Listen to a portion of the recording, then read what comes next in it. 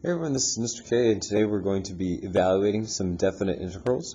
So I'm going to give you a couple different examples, some that you can do kind of without doing actual calculus, and then we'll go through an example of how to do them with actual involving calculus. So the first definite integral, meaning you're going to have an upper limit and a lower limit. So I'm going to pick 0 to 3, and my equation here is just going to be, I'll say 4 dx.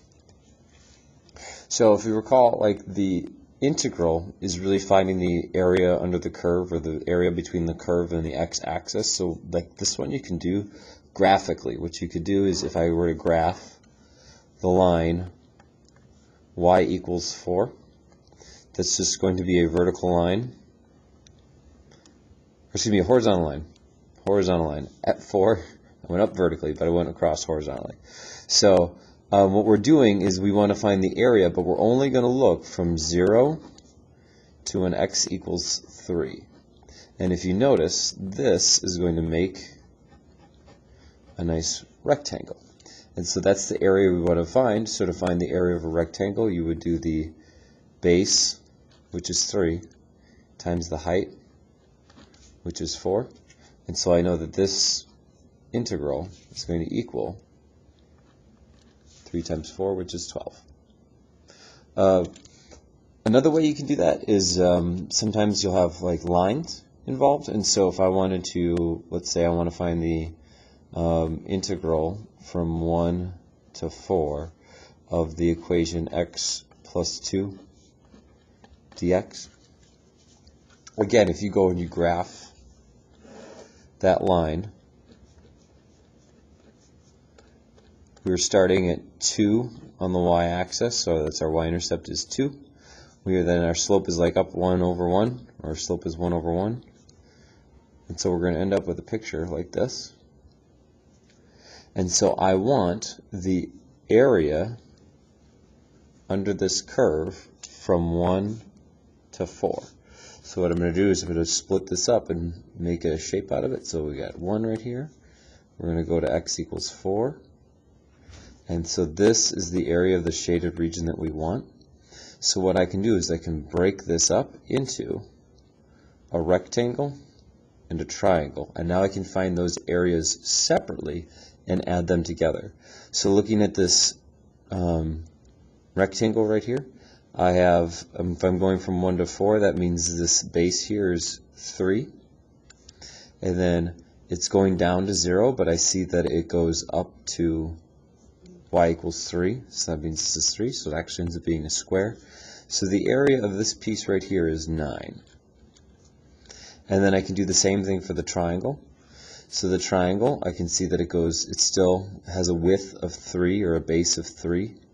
The height is going to also be 3.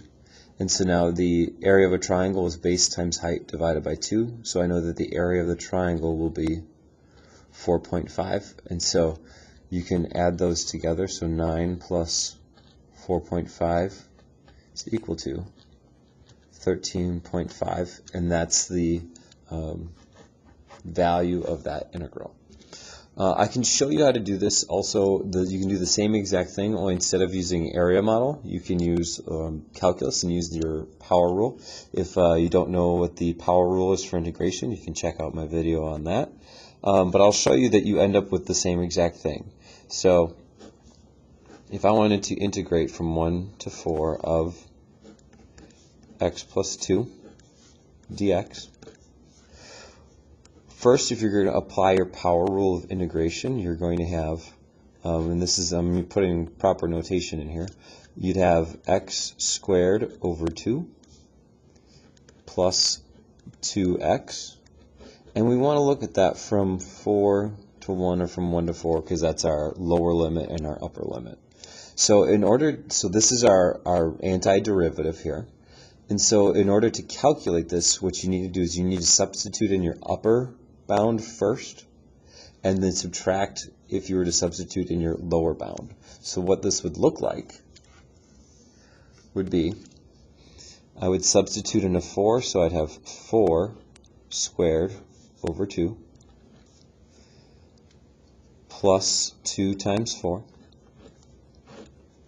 And I would subtract from that when I substituted my lower bound, so 1 squared over 2 plus 2 times 1. And the parentheses here matter, like you're taking the whole thing here and the whole thing here. So now when I calculate that or evaluate it, I'll have 16 divided by 2 is 8, and 8 plus 8 is 16. Minus, this will be 1/2 plus 2. 1/2 plus 2 is 2.5, and sure enough, that comes out to be 13.5. And now you can use this method for any equation ever as long as you have the correct rules or you find the integral or antiderivative correctly. It's always going to be the upper bound minus the lower bound once you substitute into your antiderivative. Thank you so much for watching. Have a fantastic day and see you in the next one.